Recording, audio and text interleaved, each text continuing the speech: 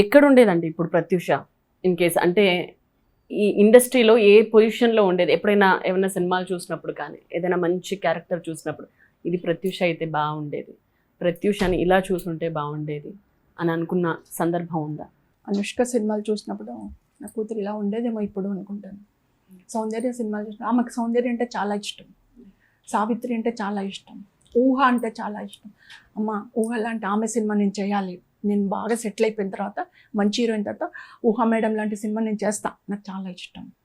Sridevi madam లాంటి సినిమాలు చేయాలి, లేడీ ఓరియంటెడ్ నేను నెక్స్ట్ చేస్తాను.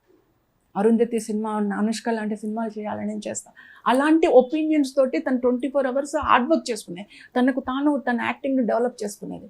ఇంట్లో కూర్చుంటే ఖాళీగా కూర్చునేది కాదు, ఎంటర్టైన్ చేసి కాదు, రూమ్లోకి వెళ్ళి అమ్మ నన్ను డిస్టర్బ్ చేయొద్దని చెప్పి రూమ్లోకి వెళ్ళి తనకు తాను యాక్టింగ్ డెవలప్ చేసుకునేది. అలాంటి ప్రొఫెషనల్ గర్ల్ని నాశనం చేసేసిండు.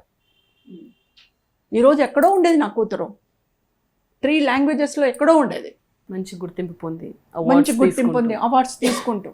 నేను ఇప్పుడు తెలంగాణ తెలుగు రాష్ట్రాలు రెండు రాష్ట్రాలను అదే విన్నవిస్తున్నా. ప్రత్యూష బతికి ఉంటే ఒక తల్లిగా నా ఆశ అది ఉండేది. ప్రత్యూష బతికుంటే అదే స్థాయిలో తెలుగు రాష్ట్రాలకు ఎన్నో అవార్డులు తెచ్చిపెట్టేది, ఎంతో మంచి పేరు తెచ్చేది. ఈరోజు ప్రత్యూష కుటుంబాన్ని మీరు ఎందుకు గుర్తుంచుకోవట్లేదు? ప్రత్యూష వెళ్ళిపోయింది, ప్రత్యూష కుటుంబం ఉంది కదా, తల్లి ఉన్నాడు, తమ్ముడు ఉన్నాడు. అసలు ఉన్నారా, బతికారా, చచ్చిపోయినరా, ఏమైండ్రు వాళ్ళు? వాళ్ళని ఆదుకుందామా వద్దా? వాళ్ళ ఫ్యామిలీ ఏ స్టేజ్లో ఉంది? ఒక్కరన్నా మేడం 2014లో తెలంగాణ వచ్చింది, ప్రత్యూష తెలంగాణ బిడ్డనే కదా.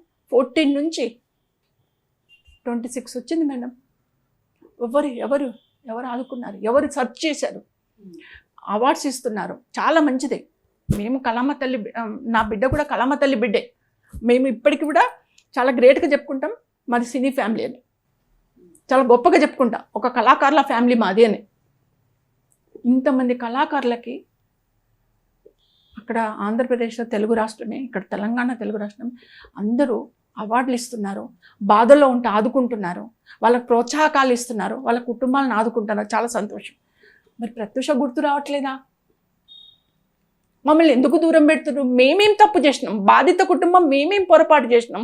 మేమేం తప్పు చేసినాం? అంటే తల్లికి కూతురికి న్యాయం చేయమని పోరాటం చేయడమే తప్ప? అది పొరపాట?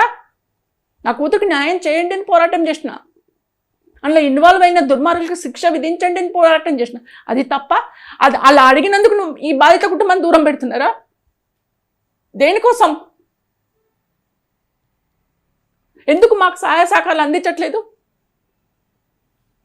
జడ్జిమెంట్ రిజర్వ్ అయినప్పటి నుంచి ఈ రోజు వరకు కూడా అందరినీ అడుగుతున్నాను మేడం, ప్రతి ఒక్క పొలిటికల్ లీడర్కి, ప్రతి ఒక్క క్యాబినెట్ మినిస్టర్కు, ఎంపీలకు, అందరికీ మీరు సెర్చ్ చేయండి. 118 మంది ఎమ్మెల్యేలకి, 40 మంది ఎమ్మెల్సీలకి, ఉన్న 19 మంది ఎంపీలకి అందరికీ మెసేజ్లు పెడుతున్నా, సార్ ప్రత్యూష కుటుంబాన్ని ఆదుకోండి, జడ్జిమెంట్ వచ్చింది అని. అనౌన్స్మెంట్ అయినాక, జడ్జిమెంట్ అనౌన్స్మెంట్ అయింది, ఇప్పటికైనా ఆదుకోండి. నిన్న సిద్ధార్థ రెడ్డి సరెండర్ అయినాక, సార్ సిద్ధార్థ రెడ్డి దోషి, అక్యూజ్డ్, సరెండర్ అయ్యండి, ఇప్పటికైనా ప్రత్యూష కుటుంబాన్ని చూడండి. ఇంకేం అడుగుతాం మేడం?